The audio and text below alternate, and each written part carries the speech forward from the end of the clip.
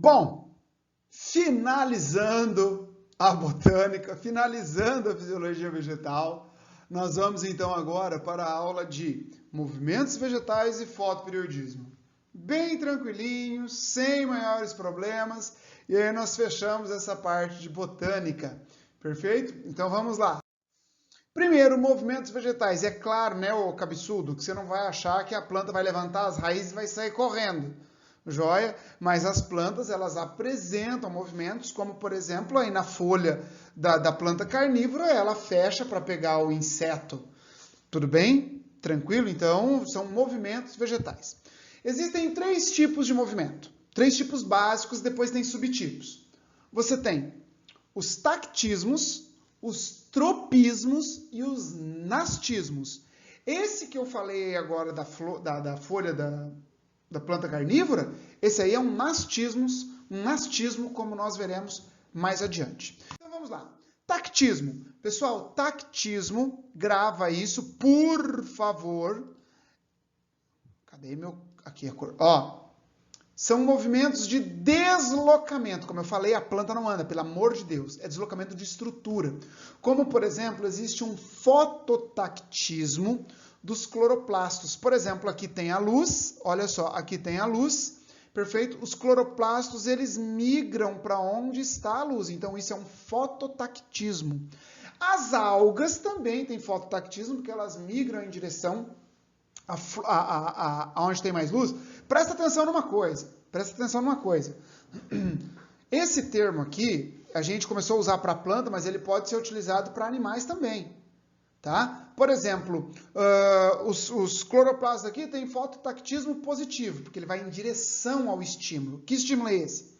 Luz. Beleza? Aí, por exemplo, vamos pensar aqui no mosquitinho. O mosquitinho ele tem um fototactismo positivo, porque ele vai onde tem luz. Tá? A barata, vulgo bicho do capeta. Ô, velho, não precisava ter asa. Não, vamos falar a real. É desnecessário barata ter asa. Joia? Então, barata ela foge, ela vai para o escuro. Então, tem um fototactismo negativo, ela vai contra a luz. Tudo bem? Então, nós temos daí o quimiotactismo, que é o movimento em relação a um estímulo químico. Por exemplo, aqui você tem a osfera e aqui você tem os anterídeos. Os anterídeos produzem os anterozoides, que nadam em direção à osfera por um estímulo químico. Libera substâncias químicas que atraem isso daí. Esse nome também, esse termo foi usado para algumas bactérias. Por exemplo, tem o aerotactismo, que são bactérias aeróbias que se mobilizam em direção ao oxigênio. Filé? Tranquilo, né? O próximo movimento é o conhecido como tropismos.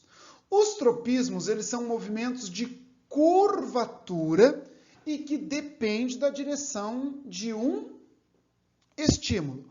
Por exemplo, tem o fototropismo. Quando uma planta, presta atenção no que o tio vai falar, quando uma planta ela é iluminada unilateralmente, ou seja, de um único lado, quando acontece em apartamento, por exemplo, a luz entra por um lado, você vai perceber que a planta ela vira em direção à luz. Beleza? Então, nesse caso, nós falamos que o caule tem um fototropismo positivo, ó, em relação ao estímulo luz. O caule cresce em direção à luz, então é fototropismo positivo. E a raiz, ela cresce contra a luz, aí é um fototropismo negativo, quanto ao estímulo luz. Beleza? Agora, como que isso acontece, William? Isso acontece pelo seguinte: antigamente, achava que a auxina era destruída pela luz, mas hoje nós sabemos que ela desloca a auxina. Tudo bem? Então, por exemplo, em uma planta que é iluminada por todos os lados, ou não é, aqui no escuro, você vai ver que ela se movimenta igualmente. Igualmente. Perfeito? Agora, se você incidir a luz em um lado, então a luz ela vai migrar, a auxina, ela vai ficar mais intensa no lado não iluminado. Consequentemente, esse lado iluminado, que tem uma pequena quantidade de auxina, ele cresce mais lento do que o lado não iluminado, o lado escuro da força. Beleza? Então, como ele cresce? Por exemplo, ó, você tem aqui o lado iluminado e o lado não iluminado, tá? Então, o lado iluminado, ele vai crescer menos, vai crescer mais devagar do que o lado não iluminado. Então, o lado não iluminado, ele cresce, tá? Ele cresce em direção à luz. Perfeito? Então, ó, o lado não iluminado tem uma maior concentração de auxina, então as células crescem mais rápido, e então ele vai virar para aquele lado. Perfeito? Então, como esse lado aqui cresce mais lento e esse cresce mais rápido, a tendência vai ser ele virar. Perfeito? Então, esse é o fototropismo. Aí nós temos o gravitropismo, que o tropismo, ou também chamado de geotropismo, no qual aqui o estímulo vai ser a gravidade. Beleza? Aqui vai ser a gravidade. Tudo bem? Vai ser a gravidade. Presta atenção. Olha só. Aqui eu tenho o caule, não é? Aqui ainda tem tipo um hipocótilo e aqui a raiz. A gravidade, ela vai puxar a auxina para baixo, aqui, como vocês podem ver aqui na flechinha, a auxina é puxada para baixo. Então, eu tenho uma elevada concentração toda nessa face. Perfeito? Eu tenho uma elevada concentração nessa face. Então, uma elevada concentração no caule, ela promove o estímulo. Então, isso aqui vai ter a curvatura para cima. Perfeito? A elevada concentração de auxina no caule, na raiz, promove o quê? Como nós vimos lá na auxina? Inibição. Então, esse lado fica inibido e esse continua crescendo. Perfeito? Continua crescendo. Tudo bem? Então, é por isso que a raiz cresce para baixo e o caule cresce para cima. Então, o caule, como ele cresce contra a gravidade, ele tem um geotropismo negativo. A raiz, como cresce a favor da gravidade, ela tem um geotropismo positivo. Mas quem que percebe essa gravidade? Essa gravidade é percebida por um grupo de amiloplastos presentes nas raízes e no caule, que são chamados de estatólitos. Então, eles percebem, não é, a presença da gravidade. Aqui, por exemplo, esse amiloplasto. Aí, esse amiloplasto que estava nessa parede, ele vem para esta parede. Tudo bem? Que já está mais flácida por causa da auxina, e então ela começa a alongar nesse sentido. Tudo bem? O mesmo vai valer para o caule também. Aqui está a imagem, olha só que legal, não é? A imagem da raiz, olha só. Aqui você tem os estatólitos, beleza? E aqui o estatólito puxando essa raiz para baixo, ela virando, então, em direção à gravidade. Tudo bem? Beleza? No caule, isso daqui também aparece, mas daí ele vai estar na endoderme. A endoderme, lembre-se lá da anatomia, é a última camada do córtex, só que aqui ela apresenta amido, então ela é chamada de bainha amilífera. Tudo bem? E esses amiloplastos, eles percebem a posição da gravidade e as células crescem longitudinalmente. Perfeito? Tranquilo? Então tá bom. Um outro tipo de tropismo é o tigmotropismo. Tigmo quer dizer toque, beleza? Então, por exemplo, a gavinha, quando ela toca, por exemplo, no galho da árvore suporte, tá? Ela toca no suporte, a auxina, ela acumula no lado oposto ao toque. Então, ela vai crescer mais de um lado do que do outro. Então, ela vai enrolando ao redor da planta suporte. Perfeito? Mas é a mesma ideia da auxina, a mesma ideia da luz, só que aqui é o toque. Tudo bem? Então, é um outro tipo. E aí nós temos o nastismo. Pessoal, os nastismos são movimentos de fechamento, beleza? E eles são movimentos reversíveis, independentes do estímulo, beleza? Independente da direção do estímulo, tá? Então, se você relar, por exemplo, daqui para cá ou daqui para lá, o movimento vai ser o mesmo, tá? Esses movimentos são movimentos de fechamento, que nem essa plantinha chamada dormideira. Na hora que você rela, os folíolos, eles se fecham. Mas por que se fecham? Se fecham porque na base do pecíolo existe uma estrutura chamada pulvino. Pulvino. Tudo bem? Esse pulvino, ele tem células que são muito sensíveis à água. Então, quando você toca, aqui ocorre uma despolarização, tá? Deixa eu pegar uma caneta aqui.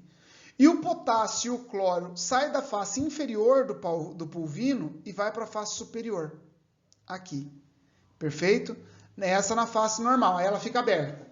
Agora, quando você toca, você tocou, ela estava aberta, você tocou. O potássio, ele vem para as células da porção inferior e elas ficam cheias. E essas daqui da parte interna ficam murcha. Então, ela como se ela fizesse assim, ó. Aqui estava cheio, deixa eu ajeitar na câmera, ó. Aqui ela está aberta, beleza? Então, aqui está cheio e aqui está murcho. Você relou nela.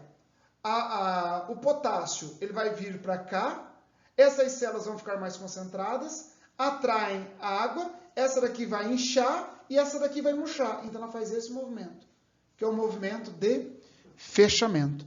Perfeito? Isso acontece na planta dormideira, na planta carnívora, que eu coloquei lá no início. Tudo bem? Então, esses são os nastismos. Assim, nós fechamos movimentos vegetais. Aí tem aqui nictinastismo, que é de toque. Que é em relação à luz. Tá? Nict quer dizer noite, nastismo, fechar. Aí você tem os movimentos de, por exemplo, tigmonastismo, que é o toque, quimionastismo. Tudo bem? Então, nastismo é fechamento. Aí existem os subtipos. Tudo bem? Fotoperiodismo. Pessoal, fotoperiodismo é a quantidade de luz em 24 horas. É isso que é um fotoperíodo. Tá? O fotoperíodo a gente usava primeiro para a planta, mas hoje até nós sabemos que os humanos respondem a fotoperíodos. Não é? Tem pessoas que são mais ativas na madrugada, tem pessoas que são mais ativas de manhã, tem pessoas que são ativas à tarde, tem pessoas que são ativas à noite. Ah, professor, eu não sou ativo em nenhum horário. Isso chama-se preguiça. Beleza? Então, fotoperiodismo é isso. As plantas respondem aos ciclos de 24 horas, que nós chamamos de ciclo circadianos. Beleza? Que é o ciclo dia-noite aí. Joia? Quem percebe essa história da mudança no período de dia e período da noite são os fitocromos, que são pigmentos proteicos azulados, beleza? São pigmentos proteicos, tá? Que absorvem luz principalmente no movimento de onda do vermelho. Esses fitocromos são produzidos parte no núcleo, parte no citoplasma. Tudo bem? Eles normalmente atuam mediando a expressão gênica da planta. Tudo bem? E esses fitocromos, eles apresentam duas formas interconversíveis, que é o fitocromo R, que é o vermelho, e o fitocromo FR, que é o vermelho distante, é o vermelho longo. Tudo bem? Então, esses fitocromos, eles são ativados e inativados pela luz. Tudo bem? Então, esse fitocromo aqui, que é o fitocromo, que é o fitocromo FR, é o fitocromo ativo. Esse aqui é o fitocromo inativo. E os dois são ativados pela luz. Aqui está a estrutura. Ó. Aqui está o fitocromo. Ele é formado por uma porção proteica, aqui, e formado por um cromóforo, beleza? Que é uma substância colorida. Tudo bem? Aí, pessoal, o que vai acontecer? Essa porção aqui é a porção inativa.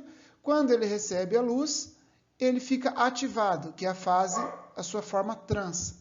e ele vai ser inativado pela luz também.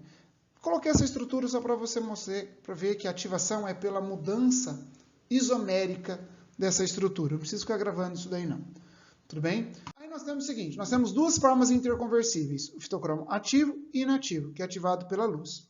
Então, quando ele é ativado, ele recebe a luz no comprimento de onda de 660 nanômetros, ele se torna ativo. Beleza?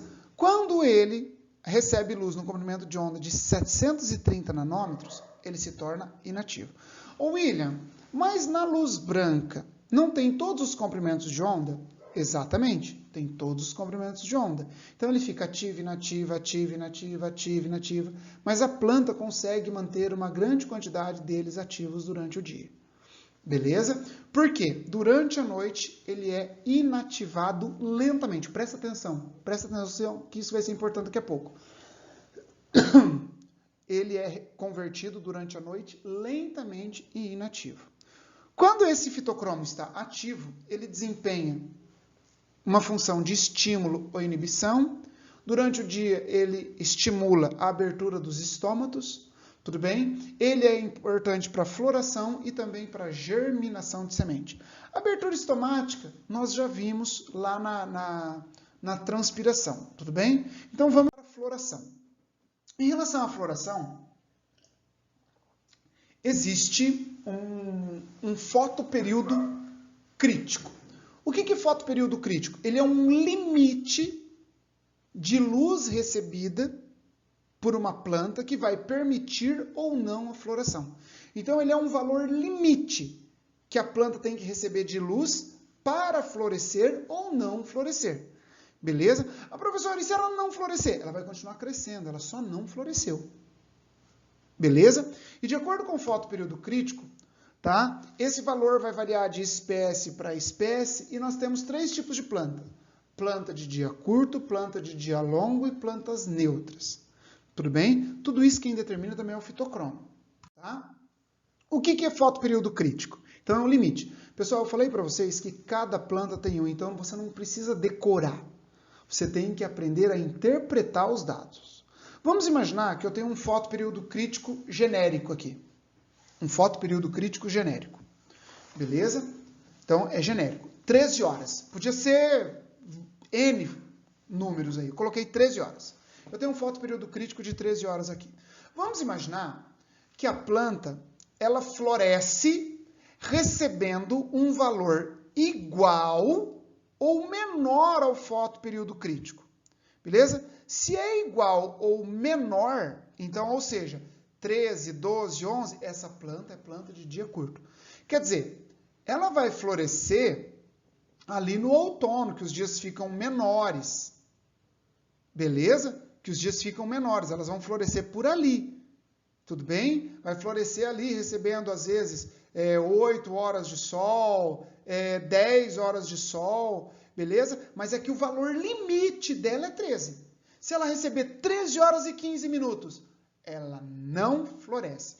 Então, quando uma planta ela floresce recebendo, independente se ele fosse 14 ou 15, ela floresce recebendo um valor de luz, uma quantidade de luz igual ou menor ao fotoperíodo crítico dela, então ela é uma planta de dia curto.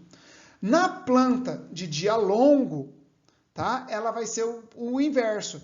Ela vai florescer em um valor igual ou maior ao fotoperíodo crítico. Então, se ela receber 12 horas de luz, ela não floresce. 12 horas e 50, não floresce. É de 13, 14, 15, 16.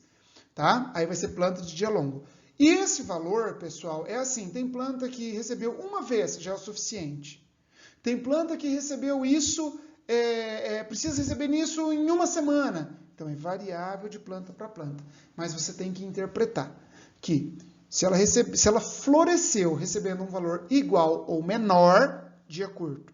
Se floresceu recebendo igual ou maior, dia longo. Perfeito? Só que nós sabemos que o que vai importar mesmo é o período da noite e não do dia. Perfeito? Como nós veremos daqui a pouquinho. Plantas de dia curto Então, como eu falei para vocês, elas florescem recebendo um valor igual ou menor ao fotoperíodo crítico. Como, por exemplo, a violeta que está aí ao fundo do slide. Então, vamos imaginar, ele colocou aqui que essa planta tem um fotoperíodo crítico de 15 horas. Então, ela floresce recebendo 10 horas de luz, floresce recebendo 12 horas de luz, 14 horas de luz. Só que se ela receber acima disso, ela não floresce. Perfeito? Então, ó. Se ela receber 10, 12 ou 14, ela floresce. Acima, ela não floresce. Beleza? Ela continua crescendo, mas não floresce. Joia? Aí nós temos as plantas de dia longo. Então, como eu falei para vocês, olha só. Se ela receber 10 horas, não floresce. Se receber 12 horas, não floresce. Se receber 14 horas, não floresce. Agora, se ela receber um valor igual, que é 15, ou maior, aí ela floresce. Para você ver como isso cai no vestibular, essa imagem eu tirei de uma questão de vestibular. Beleza? Então a ideia não é você ficar decorando, é você saber interpretar o que você tem na mão. Tá bom? Plantas neutras são aquelas plantas que elas dependem de outros fatores além de fotoperíodo. Na verdade, não é só o fotoperíodo. Tá? Elas independem do fotoperíodo. Às vezes, por exemplo, o milho, né, ou o trigo, eles precisam de outros fatores além. Pode ser, por exemplo, um período de frio, como acontece com o trigo, tá bom? Então é assim que funciona. Joia? Agora, como que isso acontece? Ó, questãozinha de vestibular, isso aqui que é bastante. Presta atenção, presta muito, mas muito atenção nisso aqui agora. Se você estiver fazendo alguma coisa, para e olha para mim, tá? Teoricamente, você não tinha que estar fazendo nada, você tinha que estar prestando atenção em mim só. Olha só. Na planta de dia longo, o fitocromo ativo, ele estimula a floração. Perfeito? Então, num dia longo, olha só, aqui está o período, deixa eu pegar outra caneta aqui, olha só, aqui eu tenho 24 horas, então a noite é curta e o dia é longo. Então, como a luz ela ativa o fitocromo, beleza? E a noite é curta, você lembra que eu falei que a inativação dele é lenta durante a noite? É lenta? Então, o que acontece? Quando chega a noite, não dá tempo de inativar todos os fitocromos aqui. Então, ele fica com os fitocromos ativos durante 24 horas. Perfeito? Então, é assim que acontece com as plantas de dia longo. Agora, nessa planta de dia longo, olha só, como ele é ativado durante o dia. Se chegar num dia que, por exemplo, no inverno, por que ela não floresce? Porque o dia é mais longo. Então, os fitocromos, eles ficarão inativados durante esse período aqui, ó. Entendeu? Então, aí, ela não vai florescer. Agora, se eu, num dia curto, ó, presta atenção, num dia curto, eu pegar e quebrar o período de escuridão, se eu quebrar o período... Nossa, tá feio demais ali. Se eu quebrar o período de escuridão com um flash de luz, ela vai ativar a planta. E aí ela vai florescer. Beleza? Ela vai florescer. Joia? Porque eu ativei o fitocromo. Aí não dá tempo dele ser inativado. Por exemplo, ele foi ativado aqui no meio do... Tipo, sei lá, 3 horas da manhã. Não dá tempo de inativar ele até chegar o dia amanhecer. Perfeito? Então, nas plantas de dia longo, o fitocromo estimula a floração. Agora, nas plantas de dia curto, o fitocromo ativo inibe a floração. Tá? Então, ó, esse cara aqui, ele vai inibir a floração. Presta atenção nisso, por favor. Ó. Ele inibe a floração. Então, em um dia longo, por que essa planta não floresce? Porque como o dia é longo, o fitocromo ele está ativo e não dá tempo de inativar ele durante a noite. Então, ele impede a floração. Agora, quando chega a noite, por exemplo, no outono, perfeito? Quando chega no outono, por exemplo, tá? Aí você tem aqui um dia curto e uma noite longa. Nessa noite longa, ele consegue inativar todo o fitocromo. E ao inativar, ele permite a floração. Beleza? Por que então? Porque aqui o fitocromo, ele inibe a floração. Agora, numa planta de dia curto, se eu impedir a noite com um flash de luz, eu vou ativar o fitocromo. Aí essa planta não vai florescer. Por que não vai florescer? Porque eu ativei o fitocromo e o fitocromo ativo nas plantas de dia curto, ele inibe a floração. Então, o principal é você saber interpretar isto daqui, ó. É isto daqui que você tem que prestar atenção. Perfeito? Então, é por isso que hoje nós sabemos que o período da escuridão é o mais importante para a floração. Então, quer dizer, uma planta de dia longo quer dizer que ela tem uma noite curta. E a planta de dia curto tem a noite longa. Desculpa. Beleza? Aí nós temos o fotoblastismo. O que é fotoblastismo? É a influência da luz na germinação das sementes. Aí as sementes que germinam na presença da luz são chamadas de fotoblásticas positivas. As que germinam na ausência da luz são chamadas de fotoblásticas negativas, que germinam apenas na ausência da luz. Aí, meus amores, a ideia do fitocromo é a mesma. Então, ó, na presença da luz, o fitocromo, ele acumula nas sementes. Ele induz a germinação, ou seja, ele é ativo, ele induz a germinação na semente fotoblástica positiva e inibe na fotoblástica negativa. É a mesma ideia da floração. Perfeito? E aí nós temos o estiolamento. O que é estiolamento? É quando uma planta ela se desenvolve no escuro. Ela tem um conjunto de características que permite ela sobreviver nessa condição, tá bom? E aí o que vai ocorrer? Essa planta, por exemplo, ó, aqui eu tenho uma planta normal e aqui eu tenho uma planta estiolada. Perfeito? Quais são as características que ela tem? Primeira coisa, ela tem folhas pequenas, porque se ela germinou no solo, para poder sair e alcançar a luz, ela não pode ficar enroscando as folhas. Então as folhas são pequenas. Tem o gancho de germinação, que é estimulado pelo etileno, beleza? Que é esse gancho aqui. Esse gancho impede, por exemplo, a minha mão, onde está o meristema. Aqui está o meristema, ela faz isso aqui, ó. Por quê? Com atrito com o solo, ela impede que o meristema seja destruído. Como ela está em crescimento, não atingiu a luz ainda, ela é amarelada, porque não produziu a clorofila, e também os nós e entrenós são bem longos. O que você precisa saber? Quando ela atingir o sol, ela tem o desenvolvimento normal. Ao atingir o sol, aí ela estabelece o desenvolvimento normal da planta. Perfeito? Assim, então, nós fechamos Fisiologia Vegetal. Espero que tenham gostado. Um grande abraço e até mais, meus queridos.